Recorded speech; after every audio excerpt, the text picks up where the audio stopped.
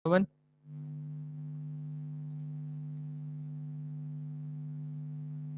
Udah kok. Oke.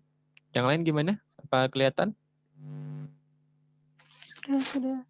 Oke, jadi modul 3 ini untuk yang pertemuan 12 memang siklus persediaan. Nah, itu memang ada hubungannya sama ini ya, apa? Dari modul 3 ya, yang kemarin utang dan pembelian ya, akuisisi dan pembelian kalau nggak salah. Nah, itu juga sama, tapi kan kalau kemarin itu kan ngomonginnya tentang utang usaha ya, dan ya tidak terlalu ribet karena PT Peta itu kan cuman punya dua ini ya, dua debitur lah istilahnya, yang untuk utang itu kan, utang usaha. Jadi memang nggak terlalu rumit. Tapi kalau kita bahas dengan persediaan juga nggak terlalu rumit dibanding tadi yang kemarin itu perpajakan ya, modul 8 sama 5 dan 7 itu aset tetap dan asuransi. Nah, itu emang agak-agak ini ya, agak-agak ribet. Oke, jadi untuk yang persediaan itu kita prosedur auditnya itu sebenarnya dari awal ini, dari halaman bukunya belum ada ya. Jadi ini ada prosedur audit, kalian bisa lihat di halaman itu ya, di buku yang kedua. Itu buku kedua halaman 41 ya, 40 sampai 41. Nah, itu kan ada tuh. Nah, kalian bisa lihat ya, ada mulai dari indeks. Nah, itu kan juga nyampur ya dengan kalau kalian lihat lagi itu ada pajak pertambahan nilai, ada pajak masukan, ada beban pokok penjualan, ada pemeriksaan pembelian. Nah, yang ini tadi dari ini ya, dari ini sudah dibahas di ini di pertemuan 9 kemarin karena kan ini hubungannya dengan pembelian ya, dengan utang usaha. Jadi kita cuma bahas dari sini, dari ini ya, dari sini aja gitu. Karena ini kan hubungannya dengan persediaan. Nah, kalau beban pokok penjualan itu, nah ini juga termasuk ya, kecuali ya pembelian, PPN sama utang usaha. Nah, jadi aku jelasin dulu ya. Jadi kita diminta ya sebagai auditor kita akan melakukan pengujian nilai persediaan per tanggal neraca dengan melakukan sampel, itu pengambilan persediaan atau inventory taking. Nah, ada hal-hal yang perlu diperhatikan dalam pengambilan persediaan. Yang pertama adalah pelajari instruksi perhitungan persediaan perusahaan dan nilai kelayakannya. Nah, ini teman-teman, ini hubungannya sama yang namanya test of control ya. Nah, ini adalah yang kok bisa dibilang itu test of control ya. Jadi pengendalian persediaan. Pengendalian apa pengujian pengendalian, sorry. Nah, itu sih. Jadi ini juga penting ya untuk dilakuin karena ini dengan hubungan dengan TOC ya, test of control sebenarnya. Sama nanti juga dengan yang beban pokok. Kenapa beban pokok? Karena kan inventory kan hubungannya sama COGS ya. Jadi itu juga termasuk dalam prosedur audit yang ada di modul ini ya, modul 3 dalam siklus persediaan. Oke, yang kedua adalah meminta daftar posisi persediaan, mencakup nama barang, lokasi, kualitas, dan harga inventory taking. Nah, ini juga sama yang test of control sama mungkin ini ada hubungannya dengan ini ya, analytical procedure. Nah, ini juga analytical procedure. Nah, yang ketiga adalah sebelum kegiatan dilakukan, perhitungan dilakukan, periksa ketelitian pelaksanaan prosedur pisah batas atau cut off. Nah, ini ada pisah batas ya, cut off.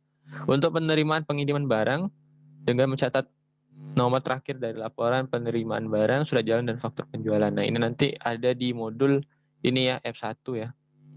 Nanti kita akan tahu batas cut off-nya itu di mana.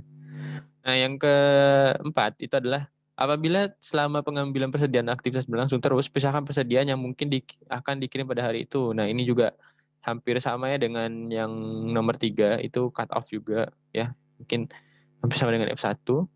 Oke, yang kelima, pastikan bahwa tidak ada pengiriman dan penerimaan setelah tanggal pisah batas berikut, sertakan perhitungan persediaan perusahaan tersebut. Nah, ini kayak campuran ya. Ini ada di F1. Ini tentang tadi ya cut off dan analytical procedure sama substantive test of transaction ya, STOT ya. Karena ini kan hubungannya sama ini ya, perhitungan persediaan. Jadi memang ada ini hubungannya dengan substantive test of transaction. Yang ke berapa nih? 5 Sorry, 6.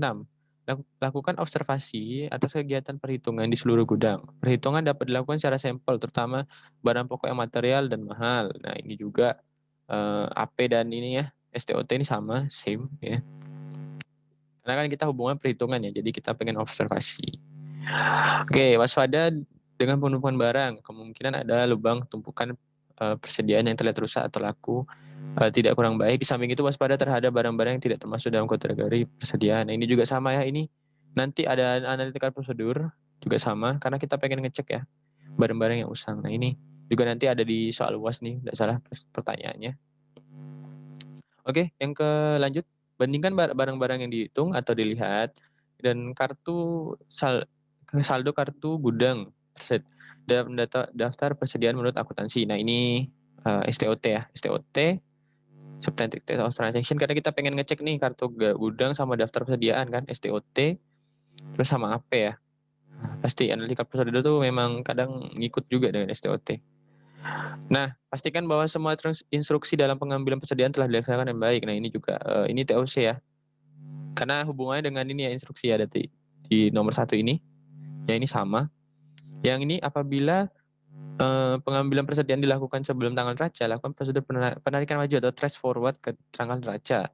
Sedangkan apabila pengambilan persediaan dilakukan setelah tanggal neraca, maka melakukan prosedur penarikan mundur atau trace back ke tanggal neraca dan buat kerasa kerjanya ya. Ini STOC sama compliance test ya. Complaint test lah itu. Sama itu ya, complaint test.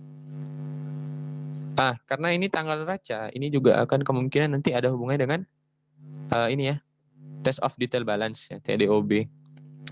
Karena kan test of detail balance itu kan di neraca ya, jadi balance terakhir gitu. Nah, kita lanjut.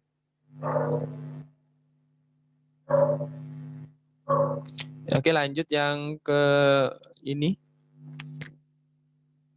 Ya, uji penilaian harga, persediaan, dan bandingkan dengan faktur atau data lain dari pelanggan. Untuk itu pilih barang, material, dan persediaan. Ini sama ya tadi ya, ini AP ya, hubungannya sama dan STOT ya. Jadi nanti kita cek apa akan ada perbandingan faktur ya. Yang ke selanjutnya, perhatikan kemungkinan perubahan sistem dari metode tahun lalu. Nah, ini analytical prosedur. Nah, sedangkan lanjut lagi, ini periksa semua penjumlahan perkalian dari daftar persediaan. Nah, ini STOT ya, Substantive Trace of Transaction, sama analytical prosedur yang dilakuin. Karena kan kita pengen cross-footing ya, cross-footing dan section footing. Nah, siapkan schedule utama, ini ya penting ya, itu berarti pakai F nanti. Sorry, tadi itu F ya, F yang harusnya tadi itu F ya, sorry, schedule F. Minta persediaan, daftar persediaan mencakup nama barang, kuantitas dan cocokkan dengan buku besar. Nah, ini juga salah satu dari TOC ya, Test of Ujian Pengendalian dan STOT. Lalu lanjutkan penilaian analitis atau analytical review untuk melihat nilai persediaan misalkan dengan kelebihan persediaan yang disebabkan pembelian berlebihan, barang yang penjualannya lambat, slow moving atau usang atau obsolete. Nah, ini ya analytical prosedur nanti ada di PPT. Ada yang pengen nanya kan tadi? Kenapa Tas? Ada yang nanya? Ada yang pengen nanya? Enggak kayak? Oke. Lanjut ya. Nah, terus kita lanjutin. Nah, ini ada di khusus yang untuk ini, yang usang itu ada di modul ini ya, schedule di RP 1.1 di modul 1. Nah, lanjut, pastikan barang bawaan. Apa ini ada chat? Oke.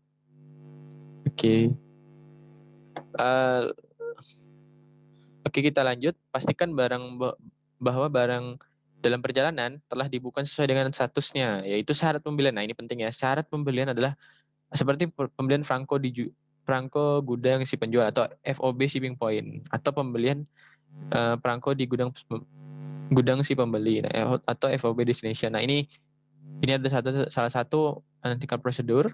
Nah, tapi ingat ya, kemarin si PT apa? Nih ya, FOB destination point, jadi barang sampai dulu ke pembeli baru bisa diakui penjualannya. Tapi memang nanti akan ada kasus ya, kita harus mengecek apakah benar itu pencatatannya sesuai dengan ini ya, syarat pembeliannya. Oke, lanjut. Dapatkan konfirmasi untuk persediaan di luar komplek perusahaan. Pastikan ada bagian dari persediaan yang dijaminkan. Nah, ini mungkin analitika prosedur ya mungkin ya. Ini juga, tapi memang di sini tidak dilakuin. Nah, mungkin yang di sini teman-teman yang ada ini tidak dilakuin ya karena mungkin memang tidak dilakukan dari PT Peta dan memang kita pun nyari pun juga susah gitu ya. Yang ada kecuali yang di checklist ini berarti memang udah dilakuin. Terus pelajari kecukupan pertanggungan asuransi. Nah, ini benar ya karena memang di modul 5 itu persediaan kan di asuransi ya. Berarti kan ini juga termasuk analitika prosedur ya. Nah, ini memastikan kalau memang sudah dilakukan diberikan asuransi. Yakinkan semua perusahaan. Yang lanjut, yakinkan bahwa perusahaan telah mengadakan penyisihan yang cukup dengan barang-barang penyelamat, usang atau sisa scrap. Nah, kebetulan di sini tidak lakuin karena kita di PT Peta itu tidak ditemukan ya. Atau PT Peta itu istilahnya gini, dia penjualan itu sangat bagus ya. Jadi tidak ada lambat, usang atau sisa gitu kan. Jadi kita tidak menemukan. Nah, tapi kalau dilakuin ini sebenarnya juga sama ya, analitika prosedur dengan TOC ya. STOT sorry.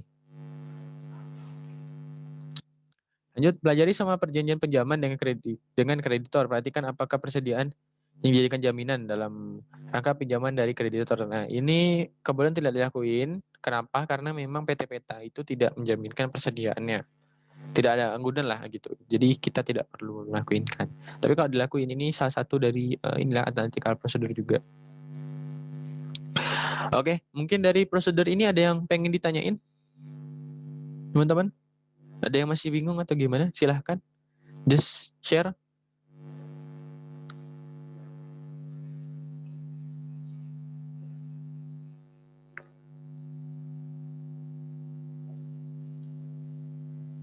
Nggak ada? Bisa dilanjut? Izin tanya, Oh boleh, silakan. boleh? Boleh. Tadi STOT itu apa ya? Oh, STOT itu gini ya. Jadi STOT itu ada di. Jadi STOT itu ya.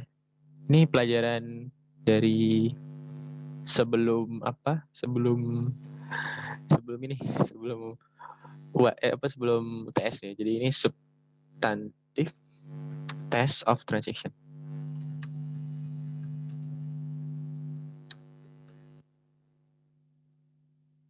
Transaction. Nah, jadi yang nanya siapa tadi? Mauren ya? Maurin. Oh, oke, Ya. Maurin. Jadi ini ada di pelajaran sebelum TS. Nah, jadi substantive test of transaction itu tuh sebenarnya adalah pengujian yang dilakuin untuk ini mengecek dari namanya aja kan untuk kelas-kelas transaksi ya. Nah, kelas-kelas transaksi. Kelas transaksi. Nah, pasti kan Mauren kan udah ngelakuin ini ya, udah ngelakuin apa namanya? Jurnal koreksi. Nah, itu contohnya sebenarnya. Nah, jadi kalau ditanya substantive of transaction apa ya? Aku pun juga tidak terlalu ingat dengan definisinya. Cuman intinya adalah itu tuh tentang pengujian tentang kelas transaksi. Nah, itu tuh untuk menguji nilai kewajaran sama yang intinya itu dia menghasilkan yang namanya jurnal koreksi. Nah, jurnal koreksi yang biasa kita lakukan, nah itu sebenarnya juga substantive test of transaction ya. Jurnal koreksi. Nah, itu intinya sih gitu. Cuman aku nggak terlalu hafal itunya, definisinya gitu. Gimana, jelas?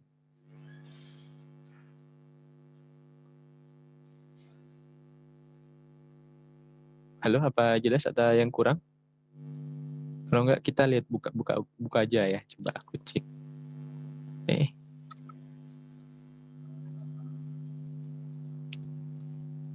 Iya paham, makasih. Oh, paham, udah paham. Oke. Nanti dicek aja di buku 1. Nah, di search aja nanti. Pokoknya intinya itu, kata kunci kelas transaksi sama jurnal koreksi. Nah, dia kan pokoknya nguji yang kewajaran gitu. Nah, ada lagi yang pengen nanya? Silahkan.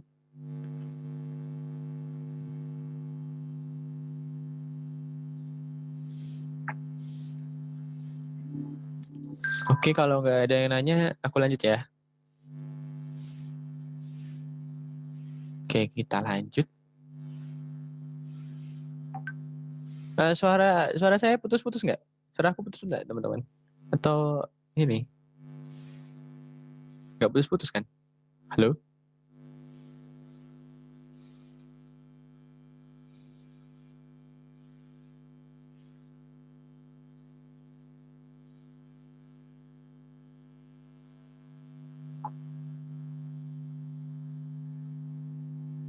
Gimana? Halo? Apa kedengaran? Takutnya ini ada gangguan mungkin.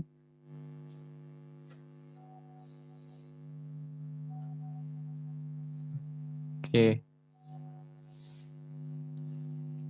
Oke, lanjut ya. Eh kalau misalnya ada yang kurang jelas, just say aja ya. Tuh. Jadi memang biar clear gitu. Oke, kita lanjut beban pokok penjualan. Nah, beban pokok penjualan kan tadi kan inventory itu pasti kalau kita jurnal biasa ya di pengakun AKM atau AKL juga pasti kan COGS pada inventory apa? Inventory pada COGS kan kalau misal COGS pada inventory kalau misalkan kita ada melakukan penjualan kan. Nah, jadi untuk ini ya khusus untuk yang penjualan ya. Jadi memang ini sangat perlu banget kita memperhatikan yang namanya COGS. Nah, tapi memang ada beberapa yang tidak ada di schedule F karena memang fokusnya itu hanya dengan nilai inventory sama ini jumlah ya persediaan fisik atau stock up name. Nah, itu juga penting ya di modul karena kan kita cuma ngerjain 2 modul ya F dengan FF1.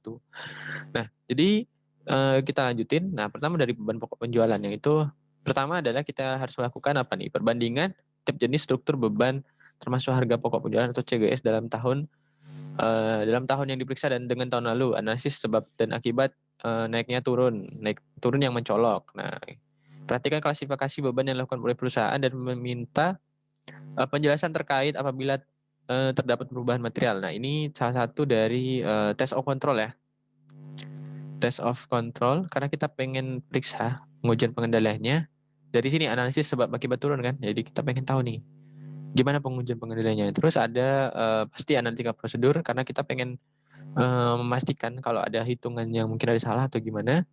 Terus kita mungkin akan melakukan STOT karena kalau misal ada perbandingan yang signifikan, pasti kan kita akan melakukan penyesuaian atau koreksi. Nah, itu ada di schedule RP3. Yang kedua, itu adalah hitung rasio dari COGS dan bandingkan dengan tahun lalu, serta tulis kesimpulannya. Nah, ini analitika prosedur ya. Kita pengen nguji dari ini ya, tingkat kewajaran dan mungkin kesalahan material. Nah, ini juga di ARP 1.3.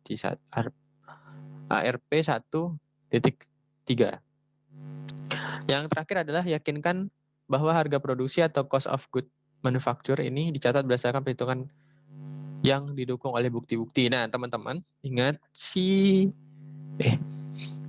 ini ya, si PT Peta itu dia adalah perusahaan merchandise. Nah, ini kita kembali lagi ngomongin cost accounting.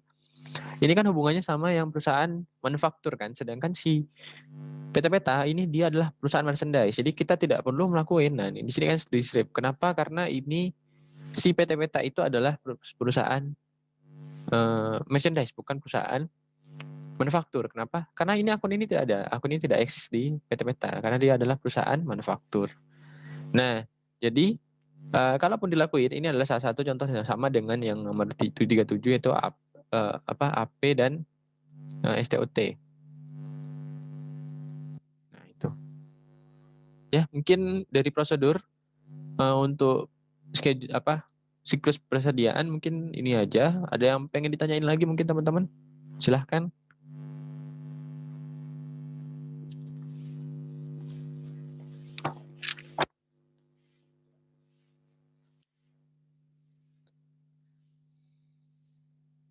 Nggak ada? Kalau nggak ada mungkin aku serahkan ke Tasya. Tasya hadir?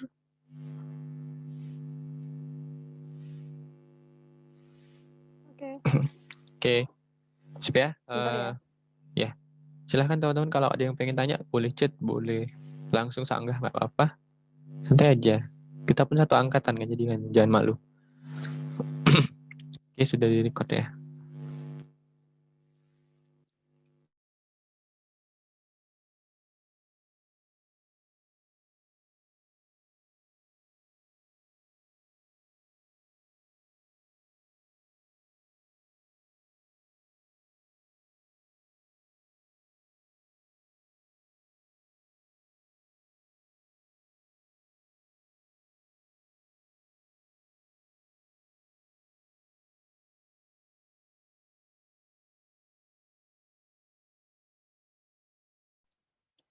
Ini dong, Rak. Aku jadiin host dulu. Biar bisa share screen.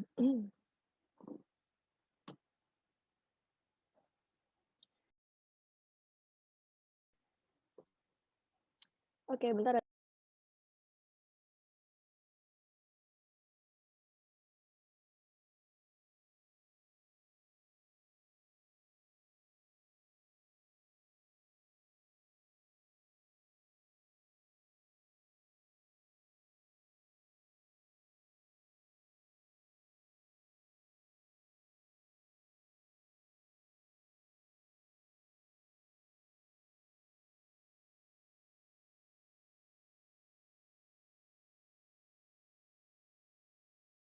Teman-teman. Share screen-ku udah kelihatan? Sudah. Oke. Oke, teman-teman, kita lanjut ke ngerjain modul 3. Modul 3 ini kayak yang udah dibilang Rakri tadi. Modul 3 itu tentang persediaan dan pergudangan, terus satu lagi utang usaha. Nah, yang utang usaha, yang schedule M itu, yang MM1, itu udah kita pelajarin di TM 9. Nah, sekarang kita lanjut ke pergudangan dan persediaan. Schedule-nya ada 2, yaitu F sama FF1.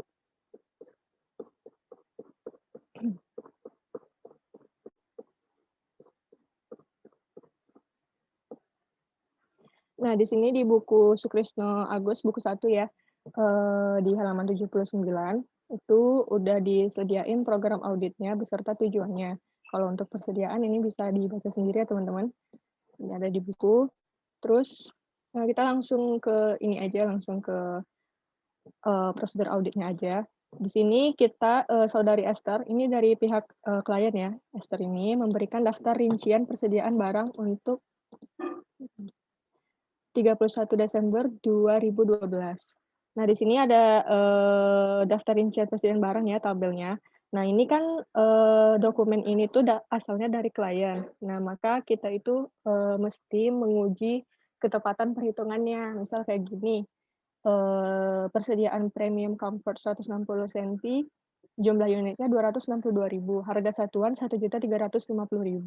Nah, totalnya nih yang harus kita cek, 262 dikali 1.350, apakah hasilnya sama 353.700.000. Nah, kalau sama seperti biasa dikasih tick mark di sebelah kirinya, di sebelah kanannya. Terus gitu sampai ke bawah. Yang kalau masalah tick mark teman-teman udah nggak ada masalah ya. Nah, ini karena aku udah ngecek sebelumnya biar mempersingkat waktu aja, ini dokumennya udah benar semua.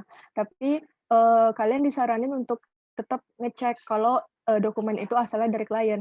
Karena kemarin pas di soal ujian kita UTS, itu ada yang salah di total perhitungannya. Misalnya kayak 1 kali 2 itu dia buat 3 kayak gitu, padahal harusnya 2 gitu. Jadi kayak tetap harus ngecek ya satu-satu. Kalau ini udah aku cek semua dan betul totalnya jadi 1.182.050. Lanjut. Pada tanggal 1 Januari 2013, waktu klien melakukan perhitungan fisik persediaan, Anda juga ikut hadir dalam perhitungan fisik tersebut. Nah, Anda membuat berita acaranya dalam bentuk perhitungan fisik persediaan. Ini dia perhitungan fisik persediaannya, berarti kita sekarang udah dapat 2 angka ya untuk jumlah persediaan, satu dari dokumen atau catatan bukunya perusahaan klien, satu lagi dari hasil perhitungan fisik. Nah, perlu teman-teman ingat, perhitungan fisik itu lebih valid, gimana ya, lebih kuat daripada hasil catatan buku, karena bisa aja terjadi error pas klien mencatat persediaannya. Di sini di tabel udah ada, nah yang di tengah ini, nggak jelas ya tulisannya. Ini tuh kuantitas satuan menurut kartu persediaan. Berarti menurut yang di sini ya, 262 yang di sini, berarti yang dicatat sama klien. Terus yang di sini, yang di paling pojok kanan ini, itu kuantitas berdasarkan hasil perhitungan fisik. Kalau gitu kita langsung lanjut ke schedule FF1 aja ya. Ini udah aku angsur buatin biar cepat. Jadi sekali lagi teman-teman kalau mau ngerjain schedule dari modul itu, mulailah dari schedule yang paling kecil. Maksudnya kalau di modul 3 untuk persediaan salah pergudangan ini kan ada schedule utama. Schedule utamanya itu yang F ini. Yang F, biasanya semakin tunggal hurufnya itu semakin, biasanya kalau tunggal itu tuh main schedule ya, schedule utama, persediaan, terus di bawahnya FF1, ini merupakan schedule pendukung. Karena nanti, kenapa kita harus ngerjain dari yang schedule paling kecil dulu atau schedule pendukung, supporting schedule, itu karena nanti yang kita kerjain di supporting schedule bakal kita ambil datanya untuk ngerjain schedule utama, kayak gitu. Jadi kita mulai dari schedule FF1. Ini aku udah salin kotaknya di Excel di sebelah kiri. Langsung kita mulai aja. Nah, kalau di schedule FF1 ini masih mudah ya teman-teman. Kita ngisi unit. Unit itu diisi berdasarkan satuannya. Bisa kalau ini kan tempat tidur ya. Satuannya kan pieces kan, bisa kita pakai CS sampai ke bawah. Ada juga kadang-kadang persediaan itu bentuknya liter kayak gitu. Pokoknya isinya unitnya. Terus di sini kita harus ngisi jumlah berdasarkan perhitungan fisik sama perhitungan kartu. Nah, tadi ada di buku 1 yang ini. Kita salin aja. Ini harus teliti ya teman-teman. Kalau di schedule supporting itu fisik duluan, baru kartu. Nah, kalau di buku itu kartu duluan, baru fisik. Jadi jangan sampai kebalik. Kita mulai dari kartu persediaan aja ya, berarti 262, 170. Ini tinggal nyalin dari keterangan soal aja. 85, 118, 77, 275, 28. Lanjut ke perhitungan hasil dari perhitungan fisik, yang kalau di buku 1 itu yang paling pojok kanan.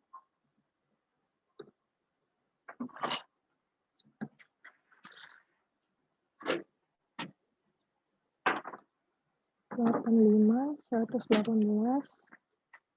77.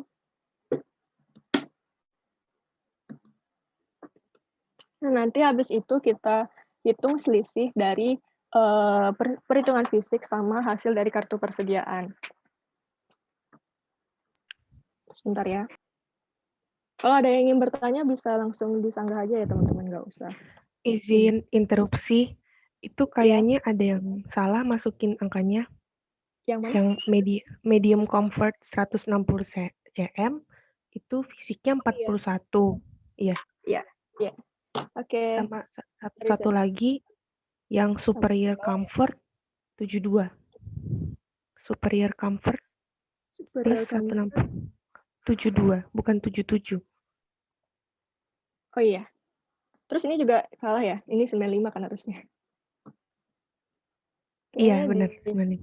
Cek lagi. Oke, nah gitu ya, harus teliti ya teman-teman. Maaf. Jadi setelah kita salin semuanya di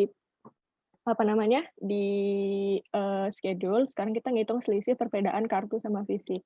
Berarti kalau di sini di kartunya 262, terus di fisiknya ada 272 minus 10.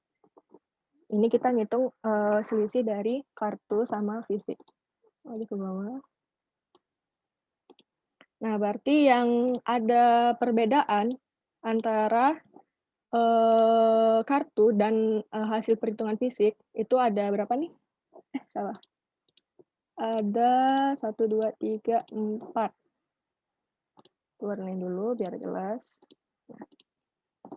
Terus selanjutnya kita langsung buat catatan kenapa mereka mempunyai selisih. Nah, langsung aja kita baca keterangan selanjutnya.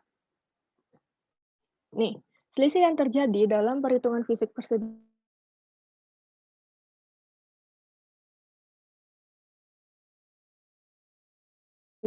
dicari penyebabnya bersama-sama dengan saudari.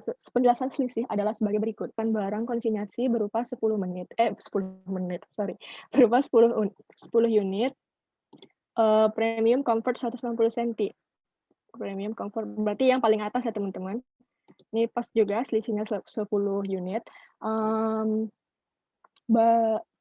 Barang konsinyasi tersebut diperoleh pada tanggal 28 Desember 2012 dan akan dikembalikan kepada pemiliknya dalam waktu 1 bulan apabila masih tersisa.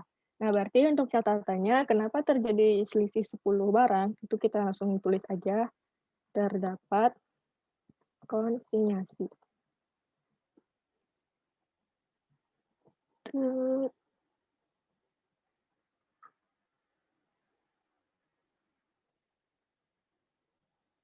Sebentar ya. Ada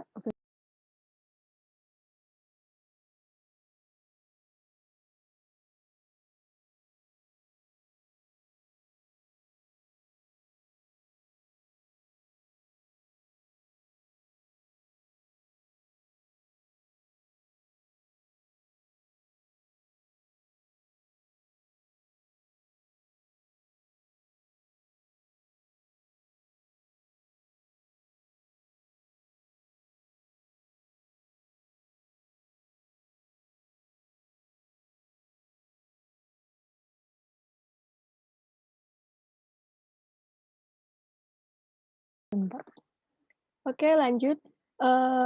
Terus poin yang kedua, pada tanggal 28 Desember 2012 telah diambil 5 unit Superior Comfort Plus 1 60 cm. Yang mana tuh? Superior Comfort Plus. Berarti yang ini ya teman-teman, yang di urutan yang ini di Excel yang aku kasih tanda blok. Terus untuk promosi acara Gebiar BCA akhir tahun atas perintah Bapak Ari. Sampai perhitungan fisik, kedua bagian belum melakukan pencatatan apapun karena masih belum menerima memo dari Bapak Ari. Pas ya, selisihnya juga ada 5. Berarti kita tulis catatannya di sini itu, mana tadi? Promosi acara Gebiar BCA.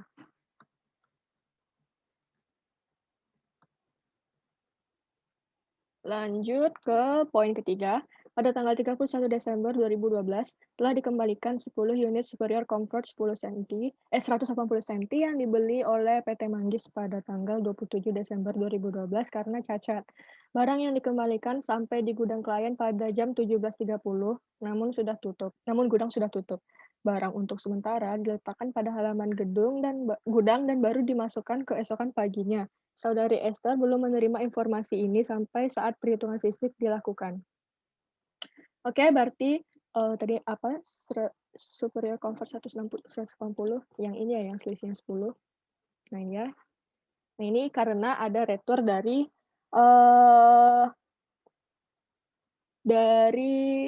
PT Manggis.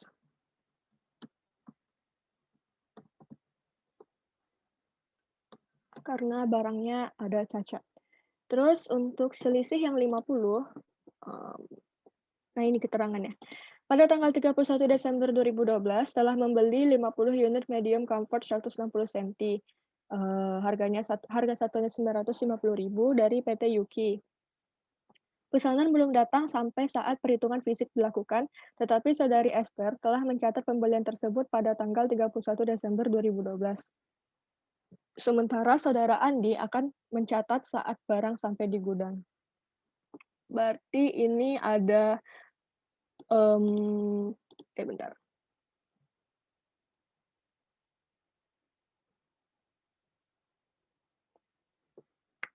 Oke, berarti ini barang yang belum datang. Belum sampai. Nanti kita bakal nguji dari keempat ini yang betul itu fisik atau kartu dari dokumen-dokumen sama keterangan yang ada di buku 1 nanti.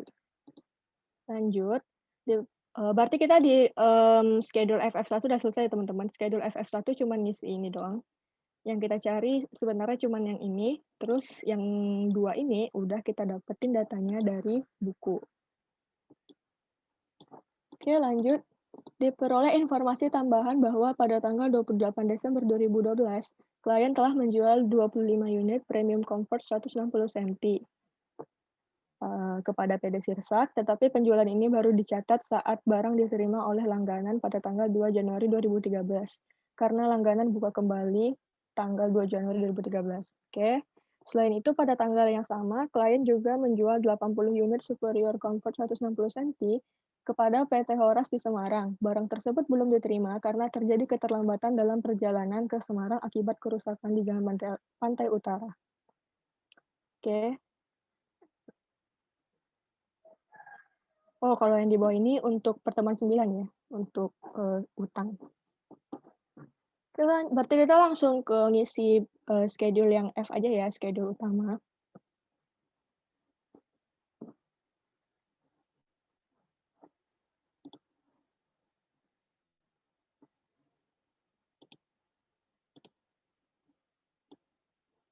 Ini aku udah buat juga kotaknya tadi supaya mempersingkat waktu.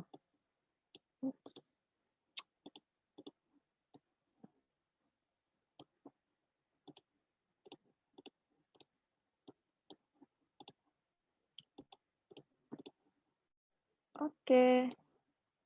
Per klien di sini kita langsung salin aja angka yang di sini. Ini berarti menurut laporan keuangan neracanya si klien ya. 953, aku salin dulu angkanya.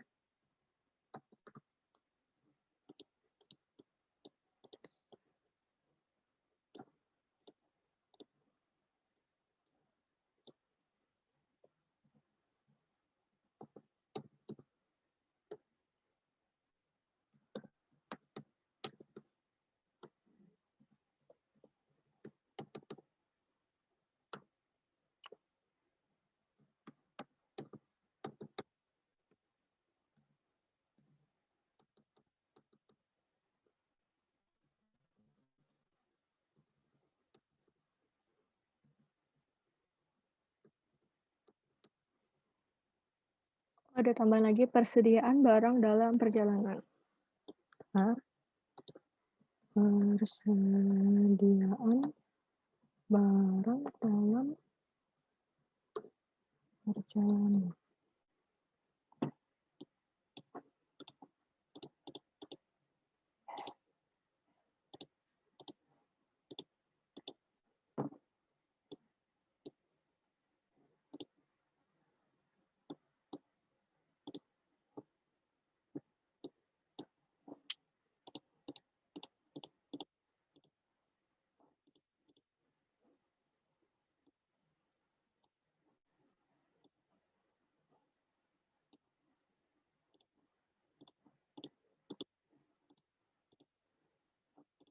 Oke, ada keterangan apa lagi? Ada, totalnya. Total dari per klien itu sama dengan 1M18250. Oke, ini sesuai dengan catatan persediaan yang dari Esther tadi ya, 1182650. Terus baru kita buat jurnal Pak Arenya untuk penyesuaian sehingga kita dapatkan angka per audit per 31 bulan 12 2012. Oke, tunggu sebentar. Nah, tadi di schedule FS1 itu kita ada 4 persediaan yang mengalami selisih antara kartu sama persediaan. Yang pertama itu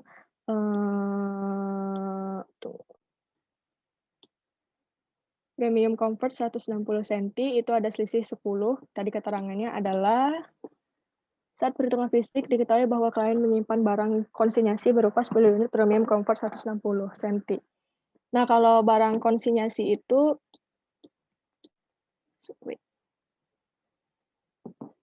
karena dia barang konsinyasi ini kan barang milik orang lain yang dititipkan di toko kita kan. Nah, itu kan berarti bukan persediaannya kita. Iya kan? Nah, berarti untuk selisih yang Premium Comfort 160 cm itu kita nggak perlu melakukan penyesuaian. Terus, sebentar ya.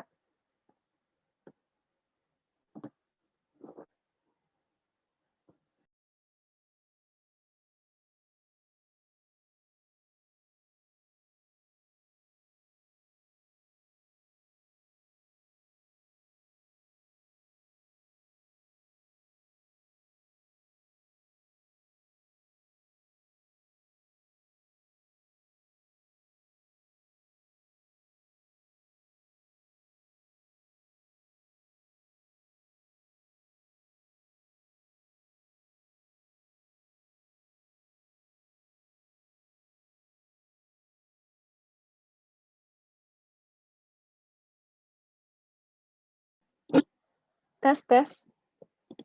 Sorry, tadi ada gangguan bentar. Tadi sampai di mana? Oh iya, tadi sampai premium comfort 160 cm nggak perlu kita koreksi persediaannya. Tidak perlu kita koreksi saldo dari kliennya. Berarti di sini 0.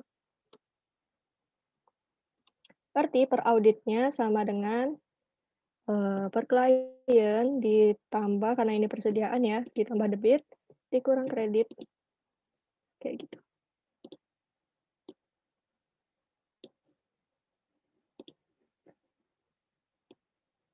Lanjut ke tadi yang kalau untuk superior comfort 160 cm itu juga nggak ada selisih ya, berarti aman-aman aja. Kalau di bawah ini tadi apa ya?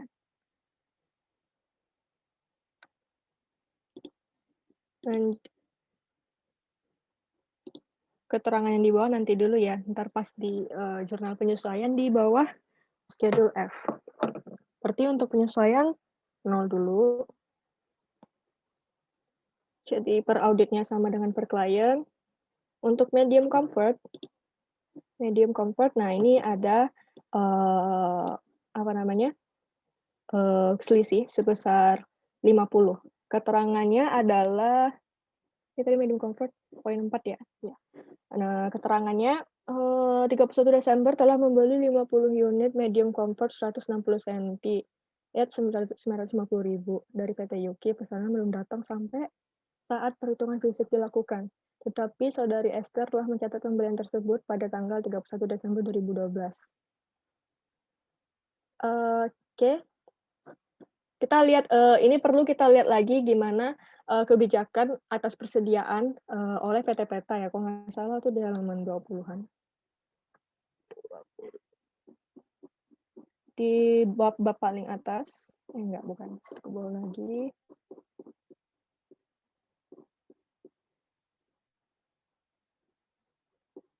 Penting untuk mengetahui kebijakan perusahaan ya, teman-teman. Tadi pembelian ya tadi. Barang yang belum sampai ke gudang. Mana pembelian?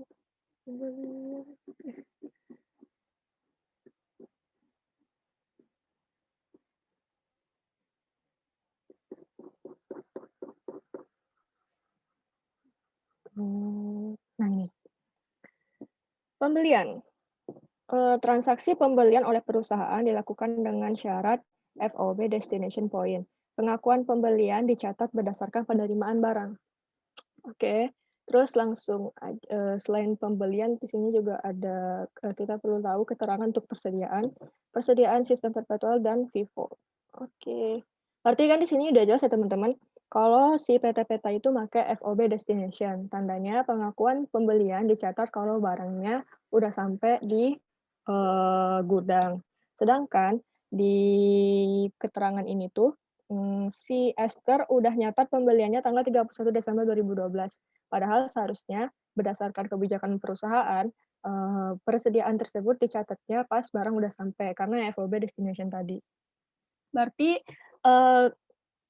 selisih antara kartu persediaan sama fisik itu berarti yang betul fisik ya teman-teman. Berarti sehingga kita harus mengurangi saldo persediaan medium comfort 160 cm sebesar 50 unit. Tadi harganya berapa? 950.000. Berarti di kredit 50 unit dikali 950 ribu. 47.500.000 sehingga per auditnya menjadi 38.950.000. Oke, lanjut ke persediaannya apa lagi nih? Superior comfort 180 cm. Kita lihat di FF1 apakah ada selisih. Ada ya, berarti selisih 10. Disebabkan oleh retur dari PT Manggis. Tadi itu nomor berapa ya? Nomor 3. Pada tanggal 31 Desember 2012 telah dikembalikan 10 unit superior comfort 180 cm yang dibeli oleh PT Manggis pada tanggal 27 Desember 2012. Barang yang dikembalikan sampai di gudang pada jam 5:30 sore. Nah, ini berarti kan masih 31 Desember ya, teman-teman. Berarti sebenarnya harusnya fisik udah betul 95, tapi yang untuk kartu persediaan belum dicatat. Sehingga yang betul adalah fisik sekali lagi Berarti kita langsung aja tambah saldo dari persediaan superior comfort-nya sebesar, tunggu, ini satuannya berapa ya? Superior comfort 180 cm, harga satuannya 1.600.000. Berarti 10 unit ya tadi yang diretur dikali 1.600.000. 16 juta, sehingga saldo akhir per audit 31 Desember 152 juta. Lanjut, persediaan pocket spring latex 94.400.000. Pocket spring latex apakah ada ini? Tidak ada teman-teman, berarti ini saldonya udah betul. Tidak ada selisih. Lanjut ke superior comfort plus 160 cm. Ini tadi ada selisih kalau nggak salah. Nih, yang 5. Promosi acara Gap Year BCA. Tadi gimana keterangannya? Saat perhitungan fisik diketahui bahwa, di bawah. Pada tanggal 28 Desember 2012 telah diambil 5 unit superior comfort plus 160 cm untuk promosi acara Gap Year BCA akhir tahun atas perintah Bapak Ari. Sampai perhitungan fisik, kedua bagian belum melakukan pencatatan apapun karena masih belum menerima memo dari Bapak Ari. Nah, itu kalau menurut teman-teman, yang betul fisik atau persediaan kalau kayak gini? Boleh menyampaikan pendapat? Yang betul, saldo fisik yang sebesar 72 unit. Mana? Astagfirullah. Ya. Oh ya. Ini sama dengannya ada dua. Sip. Nah, jadi yang tadi. Jadi yang betul itu fisik sebesar 72 atau kartu sebesar 77 untuk promosi acara Gap Year BCA akhir tahun di poin kedua ini. Boleh dibaca ulang lagi, coba sampaikan pendapat.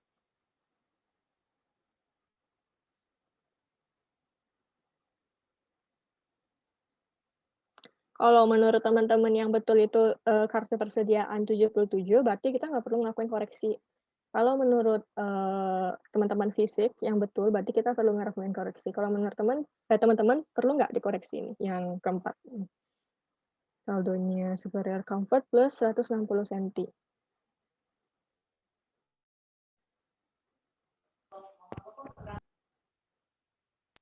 Kalau menurut aku, nggak usah dikoreksi. Kenapa? Soalnya yang persediaan 5 unit itu masih milik si perusahaan juga.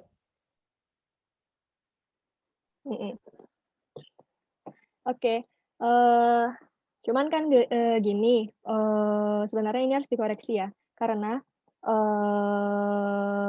gimana ya, itu tuh sama kayak kita nitip 5 unit itu ke si promosi ke BCA. Karena nanti kan kalau promosi berarti ada kemungkinan barangnya itu dibelikan sama yang nonton Gabar BCA itu. Nah, berarti untuk sementara kita koreksi bahwa benar di fisik itu 72 unit. Nah, yang salah itu kartu ya. Karena per 31 Desember 2012 memang barangnya udah udah kita serahkan ke pihak BCA. Maaf, bentar ya.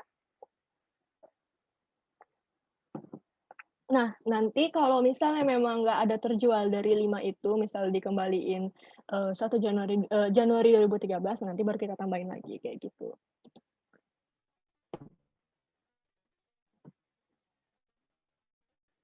Oke, berarti kita koreksi ya.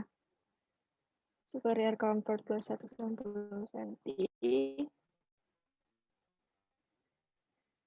Untuk koreksinya kita kredit, tadi berapa? 5. Tunggu, harga satuannya. Jadi superior comfort plus 160. Mana. Harga satuannya, nah ini 2 juta. 2 juta superior comfort. Ini 5 ya tadi. Kali 2 juta. 10 juta.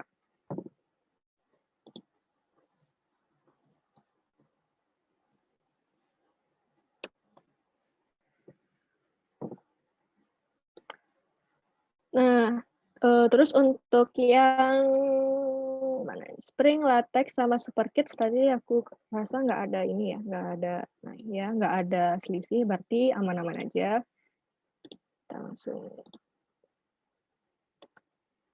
0, 0, 0, 0. Nah, kita di sini punya persediaan barang dalam perjalanan. Persediaan barang dalam perjalanan itu, gimana ya cara bilangnya? Itu tuh, kalau nggak salah itu di yang bagian ini deh. Peroleh informasi tambahan bahwa PD pada tanggal 28 Desember menjual 25 unit kepada produser saat, tetapi penjualan baru dicatat saat barang diterima oleh langganan.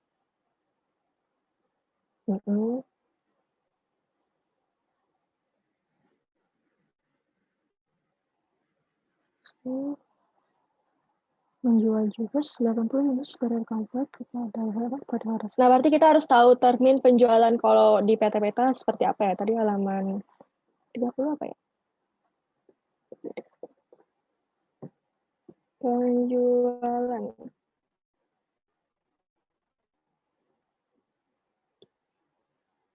Nah, ini.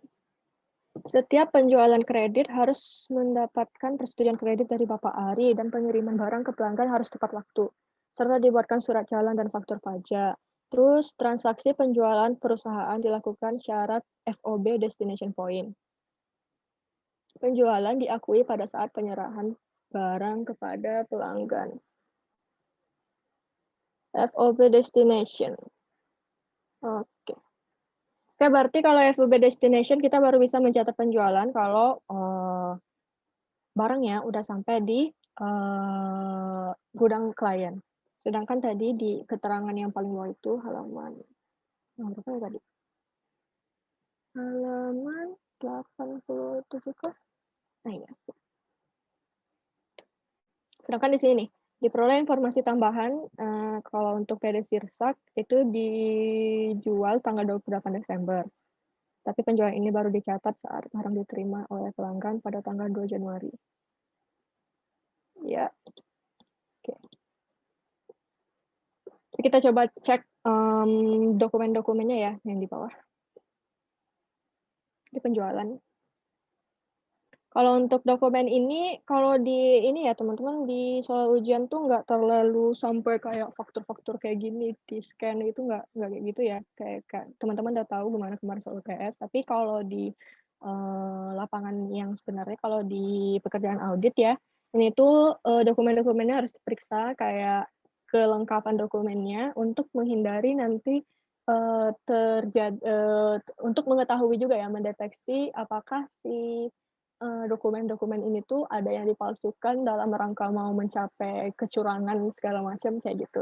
Harus diperiksa kayak nomor faktur, jelas ya nomor faktur ini kita juga udah belajar di sistem informasi akuntansi. Kalau nomor faktur itu penting supaya ntar juga nggak ada faktur-faktur ganda atau faktur-faktur yang dibuat-buat. Pemasok udah ada, cuman ini kekurangannya kalau di faktur ini menurutku itu nggak ada tanggal. Misalnya order pembelian, tapi udah ada nih jelas berapa-berapanya, tapi kita nggak tahu nih pembeliannya tuh ordernya itu pas tanggal berapa dilakuin. Nah itu menurutku sebuah kekurangan juga sih yang nanti Bang tahu kekurangan itu bisa menghasilkan kecurangan atau fraud. Kayak gitu ya kalau memeriksa dokumen-dokumen. Kayak gitu seterusnya sampai ke bawah. Terus juga kadang-kadang kita harus memperhatiin ini kuantitas sama harga unit. Kadang-kadang kemarin tuh ada ya di modul berapa, pokoknya dia kuantitasnya ada, tapi harga per unitnya nggak ada. Nah itu juga bisa menjadi ruang untuk terjadinya kecurangan. Terus, jadi aku mau lihat apa ya? Oh ya, penjualan.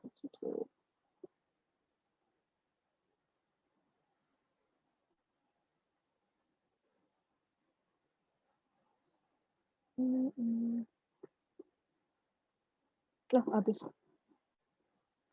Oh, berarti untuk penjualan nggak ada dokumennya ya? Ini apa? Oh, ini untuk utang. Oh, ini untuk potongan 9. Tunggu ya, teman-teman.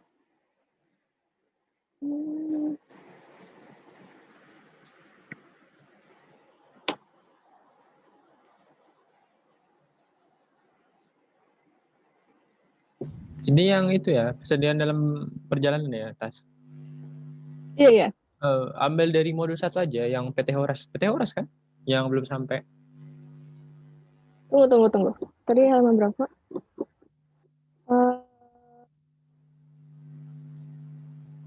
Ada Sirsak sama PT Horas.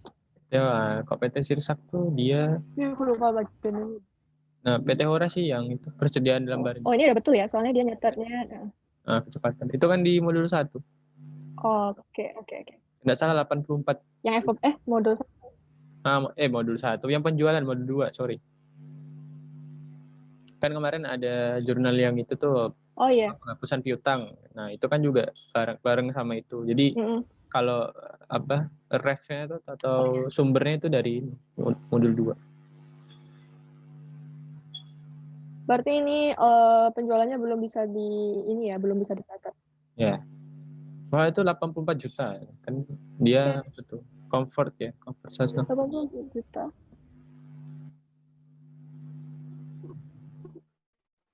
Superior comfort 160 cm.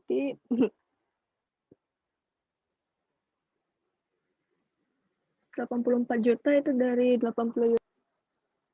Oke.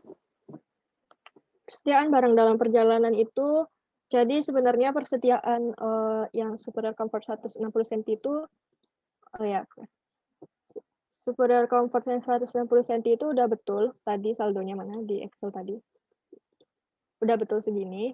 Cuman ada bagian dari superior comfort 160 cm yang masih dalam perjalanan. Itu belum bisa kita catat penjualannya, belum bisa kita akui piutangnya. Nah, berarti jadinya kita reklasifikasi superior comfort 160 cm yang 80 unit tadi itu menjadi persediaan barang dalam perjalanan. Jadi itu sebenarnya kalau FOB destination itu kan pembeli itu baru bisa mengakui persediaan barang yang dia beli itu pas udah sampai ke gudang kan kalau FOB destination. Berarti selama masih dalam perjalanan itu masih punya PT peta. Kayak gitu. Makanya klasifikasinya itu dia sebenarnya bukan bagian dari dia itu superior comfort 160, tapi dia udah nggak bisa diakuin sebagai superior comfort 160. Jadinya kita kayak ngereklasifikasinya jadi persediaan barang dalam perjalanan. Itu tadi berapa? Berarti nambah ya? Ya, nambah 84 juta. Nambah 80 kali 1.050. 84 juta.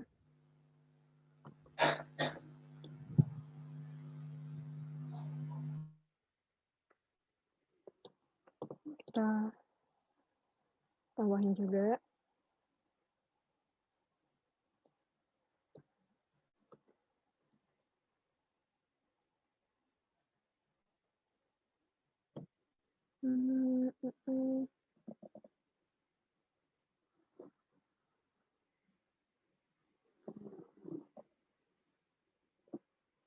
Oke. Nah, jadi untuk saldo akhir, tunggu, delete dulu sheet-nya.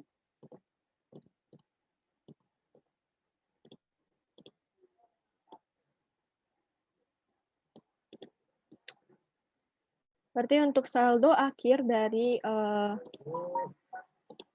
persediaan setelah kita audit itu 1.224.550. Nah, kalau untuk schedule utama ini karena kita udah buat jurnal PARE yang debit kredit ini, kita bikin jurnal penyesuaiannya di bawah. Kalau di buku 2 itu di halaman yang di bawah ini. Ini halaman kosong. Itu gunanya untuk kita buat jurnal penyesuaian dari saldo per klien ke saldo per audit. Kita langsung salin aja yang di atas. Langsung begini aja ya. Nah, ini ada Yang pertama tadi ada beban promosi ya teman-teman, yang GBR BCA itu kita buatnya beban promosi aja. Beban promosi pada persediaan. Itu tadi 10 juta kan? 10 juta.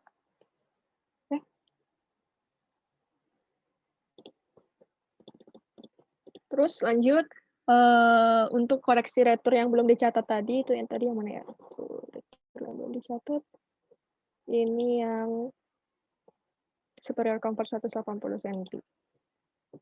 Yang 16 juta ini jadinya persediaan pada harga pokok penjualan. Sebesar berapa? Sebesar 16 juta.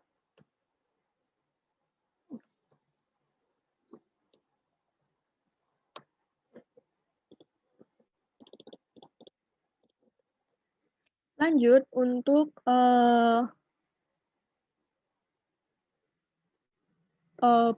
yang 47.500.000 ini tadi karena medium comfort 160 barang yang kita beli tapi belum sampai. Berarti jurnalnya persediaan ya pasti dikredit. Jangan lupa PPN masukannya. Sama utang usaha.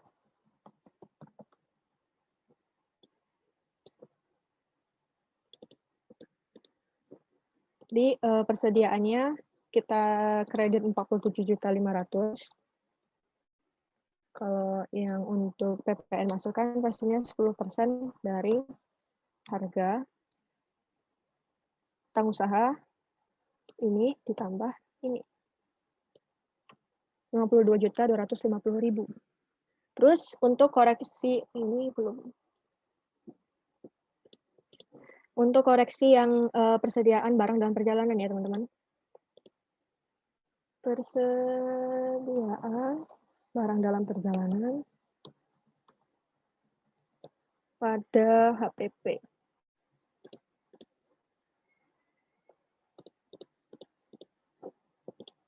Jadi kayak kebalikannya tuh teman-teman, nanti kalau misalnya udah diterima, berarti kan kita udah bisa mengakui penjualan. Berarti kan nanti ini jadi dibalik kan, jadi kalau biasanya itu COGS pada inventory. Karena mumpung masih di perjalanan, jadinya HPP-nya kita atau COGS-nya kita kurangin dulu, kita kreditin dulu. Sebesar 84 juta. Ini kayak gitu. Oke, udah kayak gitu aja teman-teman untuk modul F. Sampai di sini ada yang mau ditanyakan? Jurnal koreksi.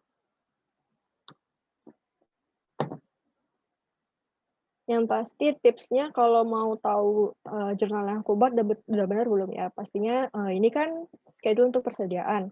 Kalau misalnya di jurnal parenya ini kita kredit 47.500.000, berarti nanti harus ada berarti pas kita buat jurnal persediaannya harus dikredit.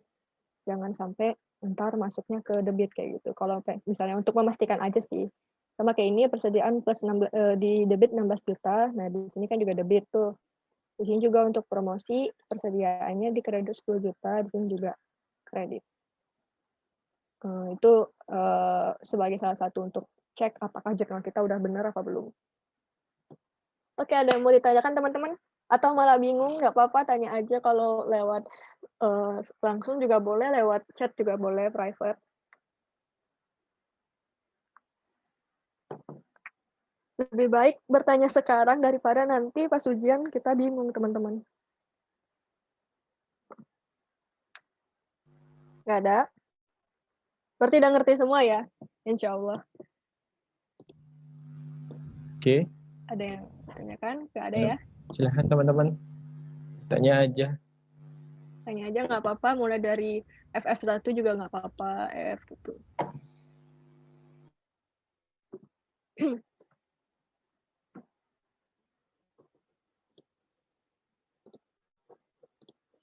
Oke, jangan lupa di tick mark ya teman-teman. Tick mau aktif di sini, di sini, di sini, di sini, kayak biasa, terus di sini dan di bawah.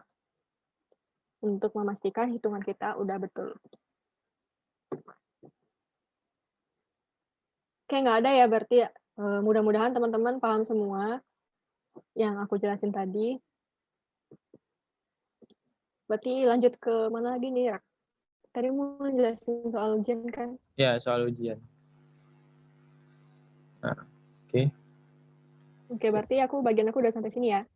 Oke. Oke, makasih ya teman-teman udah dengerin. Semoga bisa dipahami ya.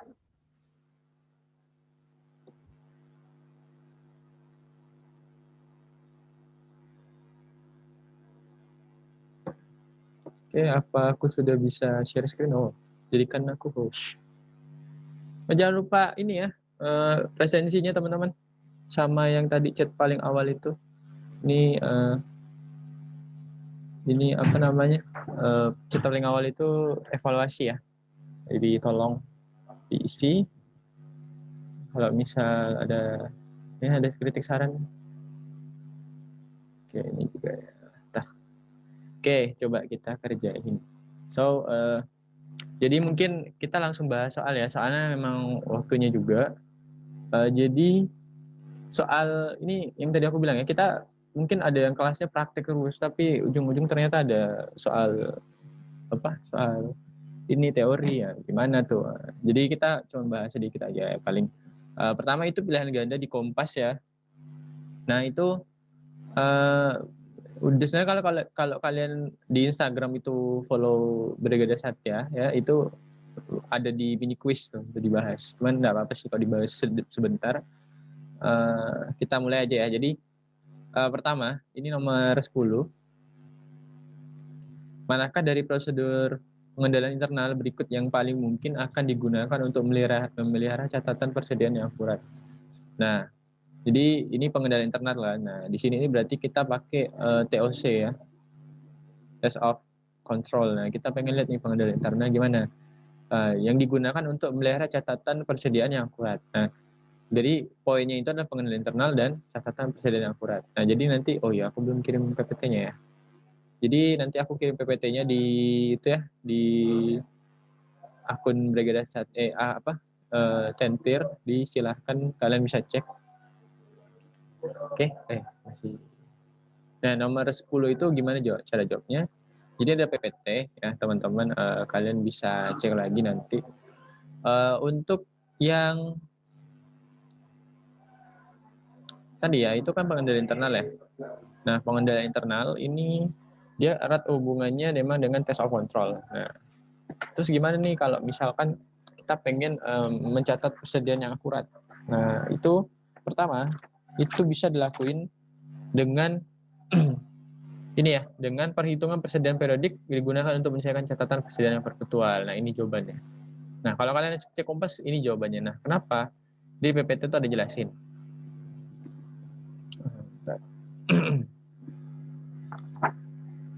Oke,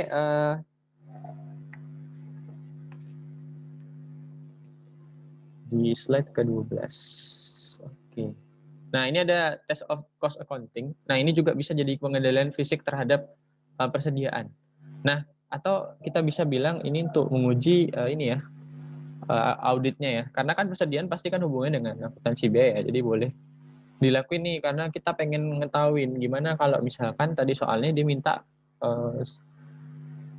catatan persediaan yang akurat. Nah, gimana? Yang pertama adalah kita bisa melakukan pengendalian fisik terhadap persediaan. Nah, itu dilakuin itu hanya untuk ini, kata kuncinya adalah kalau pengendalian fisik itu dia tujuannya apa? Nah, tujuannya itu adalah memastikan bahwa perhitungan telah memadai, ya kan? Nah, jadi ini auditor menyimpulkan bahwa pengendalian fisik tidak memadai dan persediaan akan dihitung secara akurat. Auditor harus memperluas pengamatan. Jadi intinya adalah pengendalian fisik ini penting. Itu dilakuin supaya untuk apa? Untuk ini adanya hanya terbatas pada tindakan pengamatan. Jadi auditor itu harus meminta pengawasan persediaan. Nah, ya, meminta pengawas persediaan itu untuk melakukan pengawasan. Kenapa? Karena ini ingin pastikan kalau perhitungannya itu sudah memadai. Gitu. Itu pertama pengendalian fisiknya. Tapi gimana cara efektifnya? Nah, itu ada di slide selanjutnya. Nah, jadi ada dua. Itu adalah yang pertama, kita bisa pakai dokumen atau catatan pemindahan persediaan. Nah, di sini. Kalau misalkan yang dokumen catatan persediaan, itu dia adalah pertama dia memastikan apa? Memastikan ini, apakah persediaan telah catat dengan benar terjadi dan telah dicatat, jumlah, deskripsi, dan tanggal dicatat dengan tepat. Nah, jadi ini tujuannya lebih kepada pencatatan. Atau bisa dibilang ini seperti cut off ya. Jadi pengen mastiin kalau memang sudah sesuai dengan pencatatan.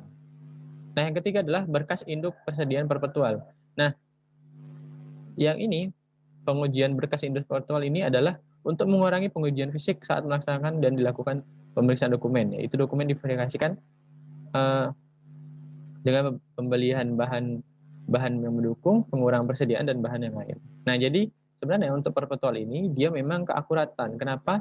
Karena ingin ini tadi dokumen untuk verifikasi pembelian bahan yang mendukung. Jadi ini hubungannya dengan akurasi ya. Akurasi. ACC akurasi itu.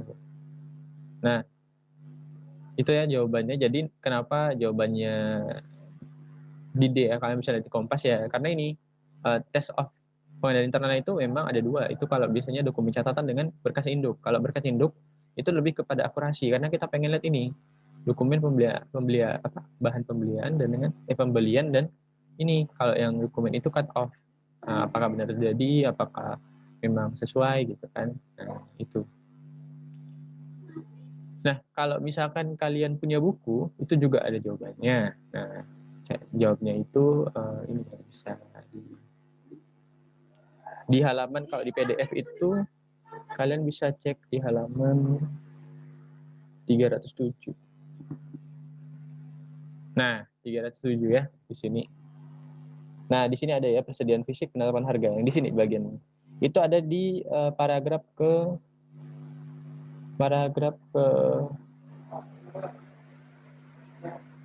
nah ini paragraf kedua setelah persediaan fisik. Nah, jadi di sini kalau misalkan ini dalam pengujian persediaan fisik, auditor mungkin bergantung pada file induk persediaan perpetual. Jika file telah diuji dari bagian dari salah satu atau lebih siklus yang kita bahas dianggap dapat diandalkan. Nah, dapat diandalkan ya, jadi akurat. Nah, jika itu masalahnya, auditor mengamati dan menguji perhitungan fisik setiap akhir tahun dan mengandalkan file perpetual yang untuk menyimpan catatan dengan kuantitas yang memadai. Nah, dari kata-kata ini itu sama dengan yang akurat. Jadi jawabannya benar adalah yang D.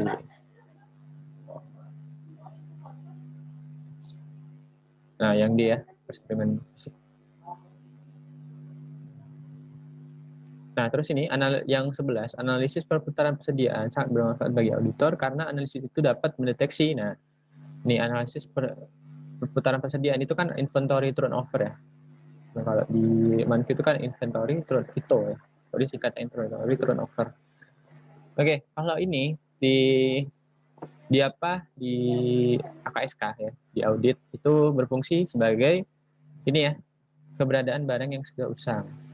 Nah, kenapa jawabannya bisa D? Ingat aja, kalau ini titik pemesanan kembali di optimum itu bukan perputaran ya, tapi lebih kepada yang kemarin ya, order point ya, order point itu. Nah, terus metode untuk menghindari biaya penyimpanan siklus ini sama dengan yang B, itu lebih kepada yang kalau di cost of accounting itu kan order point. Nah, tapi tidak dengan persediaan gitu. Yang A itu tidak memadai penetapan harga persediaan. Nah, ini lebih kepada ini ya, apa ya namanya, penilaian persediaan. Nah, itu juga. Nah, kalau misalkan di buku itu ada jawabannya, kalian bisa cari di ini ya, di apa, di halaman, kalian bisa lihat itu halaman 297. Nah, sedangkan kalau di PPT ini nanti aku kasih, kalian bisa cari di halaman ini di analitika prosedur. Nah, di sini ya. Ini ada analitika prosedur yang dilakuin, ada jumlahnya 5. Yang pertama adalah kalau analitika prosedur untuk inventory itu dia yang harus dilakukan adalah nih membandingkan cross margin percentage of debt prefigure. Nah, ini tadi yang udah ada aku jelasin di ini ya, di prosedur audit. Nah, jadi itu untuk mencari nih possible misstatement atau kemungkinan kesalahan penyajiannya, itu overstatement dan understatement inventory. Ya, itu analitika prosedurnya. Yang kedua adalah nih, compare inventory turnover. Nah, with debt prefigure. Nah, ini kemungkinannya itu apa? Ini obsolete inventory overstate or understatement. Nah, ini kan usang artinya ya. Jadi inventory turnover itu digunakan untuk dalam analytical prosedur itu sebagai ini untuk memastikan kalau ada keberadaan dari inventory yang usang. Nah, itu tadi di prosedur. Ya. Jawabannya adalah yang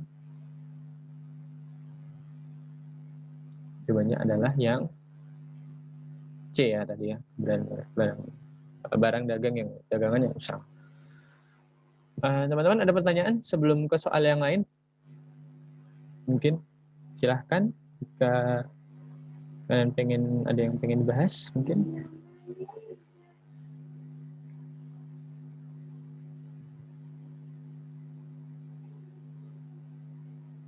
Nggak ada ya?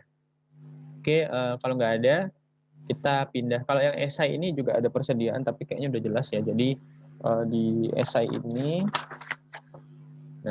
ini dia ada bahas nih beberapa ya soal nih siklus persediaan. 5 dalam ini ada nih, jelaskan 5 bagian audit siklus persediaan dan pergudangan. Nah, jadi dalam audit ini ada 5 ya, di PPT ini juga ada. Itu di slide nih, ada 5 aktivitas siklus audit persediaan. Yang pertama adalah ini, akuisisi dan pencatatan bahan baku, biaya tenaga kerja dan overhead atau RM, DL dan FOH ya. Nah, itu ada 3 fungsi yaitu pemrosesan atas pembelian, penerimaan bahan baku dan penyimpanan bahan baku. Nah, ini aktivitas audit dalam siklus persediaan yang pertama. Ya. Nah, pengujian ini adalah untuk harus berjalan efektif dan dinyatakan dengan benar. Nah, isinya.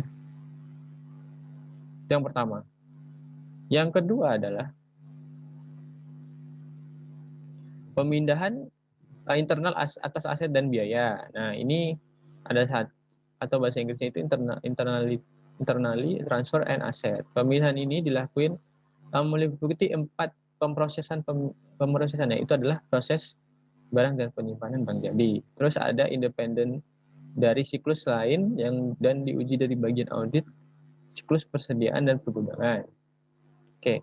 Yang ketiga adalah pengiriman barang dan pencatatan pendapatan dan biaya. Nah, ini juga ya, ini penting juga karena kita kan pengen tahu tadi ya seperti yang udah dijelasin Tasya di schedule F itu kan ada yang masih dalam perjalanan tapi kok udah diakui sebagai penjualan. Nah, itu juga penting ya. Nah, termasuk nih prosedur dalam akurasi kredit atas persediaan dan yang dicatat dalam berkas utama persediaan perpetual. Itu yang ketiga dan yang kedua dan ketiga. Lanjut, yang keempat dan kelima adalah pengamanan fisik atas persediaan. Nah, ini penting ya teman-teman karena tadi ya ini kan hubungannya dengan analytical prosedur tadi.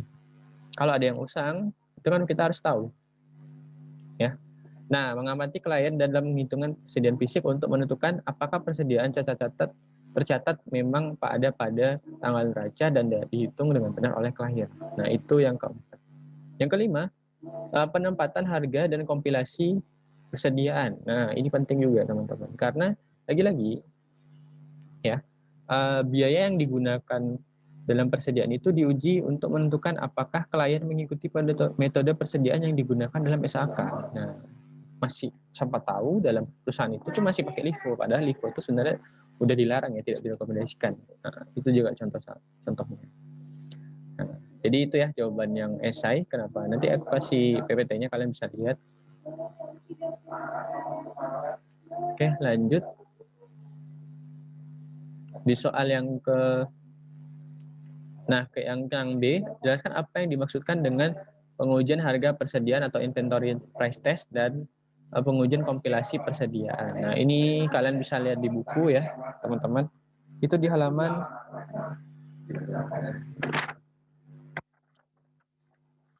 Kok di ini ya, ada halaman 300.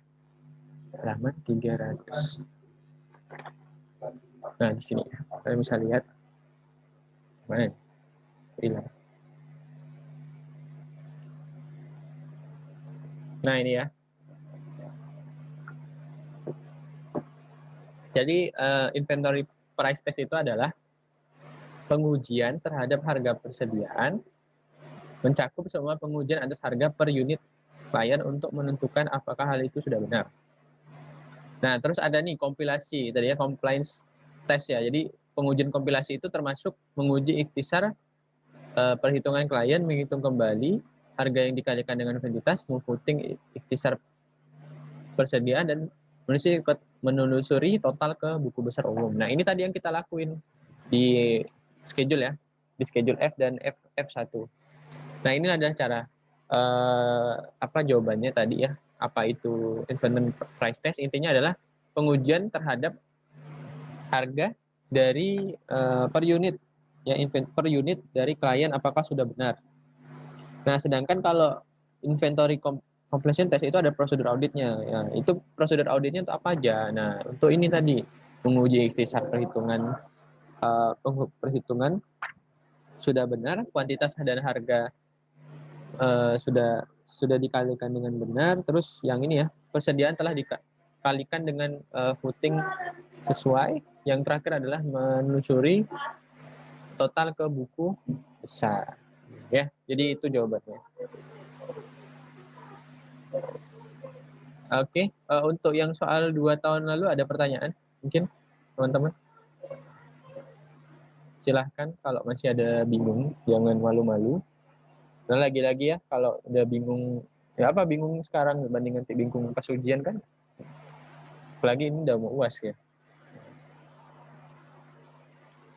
Silahkan aja, nggak apa-apa. Ada yang bertanya atau kita lanjut lagi?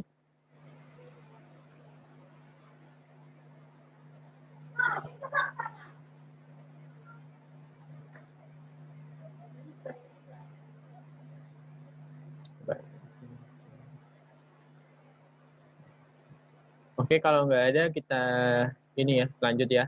Ini tadi kan soal Kompas ya, jadi memang udah ada pembahasannya, teman. Mungkin aku jelasin biar lebih ini ya, lebih masuk gitu. Kenapa jawabannya, terus di mana halamannya, ya kan? Jadi lebih enak lah gitu.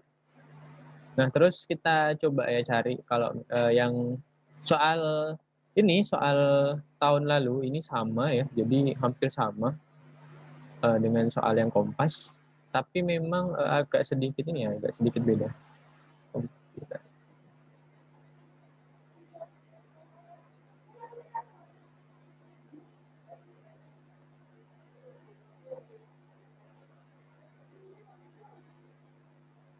Oke, sambil nunggu nyari ya. Jadi ini soal yang tahun 2019-2020. Nah, ini hampir sama ya dalam akun persediaan. Tapi bedanya yang A nih, lihat. Sama-sama esai. Jelaskan faktor-faktor yang mempengaruhi kompleksitas audit atas persediaan. Nah, ini teman-teman. Jadi ada beberapa kompleksitas yang terdapat ya dalam audit persediaan ini. Nah, itu kalian bisa cari di buku, di sesi kok nge-lag ya.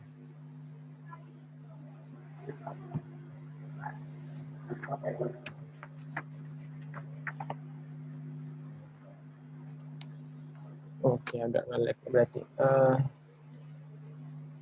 Tadi kan kompleksitas ya, kita cari kompleksitas.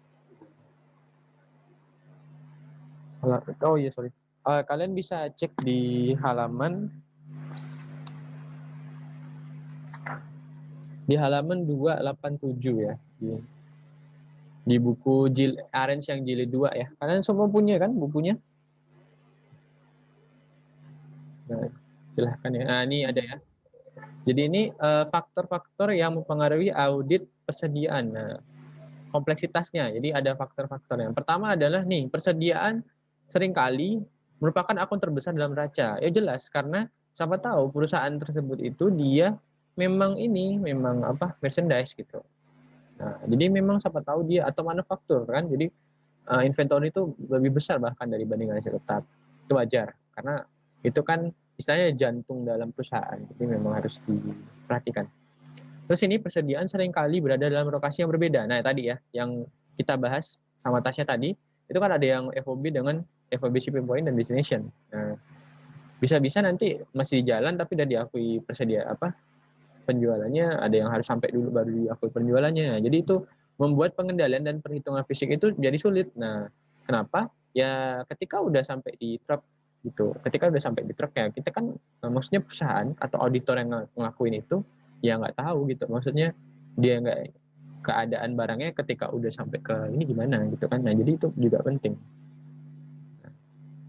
Itulah maka kompleksitas dalam persediaan. Yang ketiga itu adalah sering sulit bagi auditor untuk mengamati dan mengintam persediaan yang berbeda-beda seperti perhiasan, bahan kimia, dan suku cadang elektronik. Nah, kenapa dibilang susah mengamati dan menilai? Kalau mengamati, kenapa? Karena bahan kimia itu kan tidak ada maksudnya kesatuannya kan beda-beda, ada yang siapa tahu dipakai gram gitu kan. Nah, beda dengan kalau misalkan unit kan cuma 1 unit, 2 unit kayak tadi kan cuma kayak super comfort itu kan gampang. Tapi kalau misalnya bahan kimia gimana coba? Nah, apalagi bahan kimianya nggak ditaruh dalam satu tempat gitu kan. Nah, itu lebih sulit lagi. Kalau perhiasan, mungkin perhiasan itu lebih kepada ini ya, ukuran ya. Jadi kan kalau kalian lihat di toko perhiasan itu kan tidak semua ukurannya kan sama ya. Tapi bedakan sama kayak emas batangan itu sama ya, itu beda. Jadi persediaan itu kan memang beda-beda dalam bentuknya. Jadi memang susah juga bagi auditor. Jadi butuh pengalaman dan pendidikan yang lebih tinggi lagi atau pengalaman lah paling penting. Terus suku cadang elektronik. Nah, suku cadang elektronik itu kan setiap perusahaan tuh beda. Jadi kalau misalkan suatu auditor itu pengen membandingkan atau mengcompare itu kan memang susah. Atau pengen istilahnya tiap perusahaan elektronik ya, kalau kita ambil contoh pasti suku cadangnya itu pasti beda. Mau Apple sama Samsung itu juga pasti beda. Nah, itu salah satu kompleksitas dalam audit persediaan. Yang keempat adalah penilaian persediaan juga sulit apabila estimasi keusangan persediaan merupakan hal penting dan apabila biaya manufaktur dialokasikan ke persediaan. Nah, ini jadi agak ribet. Kenapa? Kita sudah tahu kalau cost of accounting itu memang agak kompleks ya pelajaran matkulnya. Nah, jadi di dunia nyata juga agak sebagai auditor pun juga kita harus memberi ini perhatian lebih. Kenapa? Karena memang di sini nih estimasi keusangan tadi ya, inventory turnover itu juga akan sulit kalau misal kita tidak dapat data, kan jadi susah. Jadi kita harus benar-benar tahu nih kira-kira kenapa bisa usang dan lain-lain. Terus kalau ada biaya manufaktur tadi kan DM, DL, FOH, ketika masuk ke persediaan itu kan juga ada perhitungan ya. Maksudnya kan tidak semuanya bisa jadi itu. Nah, itu juga jadi penting. Ya, yang terakhir kenapa kompleksitas audit persediaan itu sangat kompleks. Nah, pertama adalah terdapat beberapa metode penilaian persediaan yang dapat diterima dan beberapa organisasi mungkin ingin menggunakan metode penilaian yang berbeda dari bagian persediaan dan yang dapat diterima menurut standar akuntansi. Nah, ini karena kan masih di dunia maksudnya di IFRS itu kan masih ada 2 ya, average sama FIFO. Nah, ya mau bisa-bisa nanti kan ketika auditor itu sebelumnya udah melakukan perusahaan average tiba-tiba nanti ngaudit lagi dia FIFO. Nah, itu kan jadi memang susah ya karena metode penilaiannya kan pasti beda dan maksudnya ketika ambil contoh lah kan di tahun sebelumnya pakai FIFO tiba-tiba tahun ini pakai average. Nah, itu kan perubahan estimasi ya. Nah, perubahan estimasi memang akan susah juga kalau kita pengen compare di tahun lalu gitu. Jadi perlu memang kompleks dan memang perlu banyak perhatian. Nah, itu mungkin jawaban yang soal UAS 19 tahun lalu ya. Yang A, ada pertanyaan sebelum kita jawab yang B. Yang B itu sama sih dengan tadi. Ada pertanyaan. Ini halaman ini ya, halaman kalau di buku itu halaman berapa ya? Kalau kalian punya buku itu halaman 276. Tapi kalau di filenya itu 287 bisa cek. Oke, kita lanjut. Kalau nggak ada pertanyaan, kita lanjut ya. Yang terakhir adalah apa yang dimaksud dengan inventory completion test. Nah, tadi kan ya pengujian inventory kompilasi inventory. Nah, kalian bisa cek di halaman kok di buku ya. Di file yang itu halaman 291. Di buku 2 ya. Nah, kalau di buku asli itu 280. Nah, di sini ya. Pengujian kompilasi ya, persediaan yaitu adalah pengujian untuk memverifikasi apakah perhitungan fisik telah diikhtisarkan dengan benar, kuantitas harga persediaan telah dikalikan benar, persediaan dikalikan di footing secara benar, dan pada buku besar yang sama. Ya itu ya. Tadi jawabannya hampir sama dengan tadi yang udah jelasin. Gitu. Oh iya, sama mungkin terakhir ya sebelum mengakhiri, kalau kalian misal soal kalian punya buku 2 ini kan bisa di search ya. Nah, kalian itu paling kalau misalkan nyari kata-katanya itu jangan semuanya sih, karena memang agak susah kan. Tapi kalian misalkan coba contoh compilation test gitu kan. Nah, jadi kalian akan nemuin itu sedikit gitu. Di sini biasanya. Terus kalian tuh penting kalau misalkan nanti kerjain ujian ada mungkin atau quiz lah gitu. Pakai ini ternyata teori. Kalian tuh pertama langsung lihat di istilah-istilah penting di halaman terakhir. Halaman terakhir di bab. Nah, terus kalian itu fokusnya itu dari bab 18 sampai bab 18 sampai terakhir ya. Itu ada 24 kalau nggak salah. Karena bab 14, 15 itu udah di sebelum TS. Nah, ya, jadi saran aku siapkan ini karena memang kalau punya buku pun juga ribet, karena aku udah rasain kemarin meskipun punya buku pun juga ini penting loh untuk nyari gitu. Jadi pertama tipsnya tadi kalau kalian find itu pakai satu kata aja atau kata-kata yang kuncinya, jadi kalian langsung ketemu gitu kan, enak jadinya. Oke, mungkin itu aja teman-teman. Ada yang pertanyaan mungkin? Nanti PPT-nya aku share ya, insya Allah aku share dan recordnya juga. Kalian yang penting pakai yang ini ya, akun di ini ya, linknya nanti kalian bisa cek di sini di komen ya, kalian di chat bisa chat. Terus jangan lupa presensi sama kasih evaluasi ya teman-teman kalau ada mungkin saran kritik untuk kedepannya. Ya mungkin sekian dari aku sih. Ada tambahan Tas ya?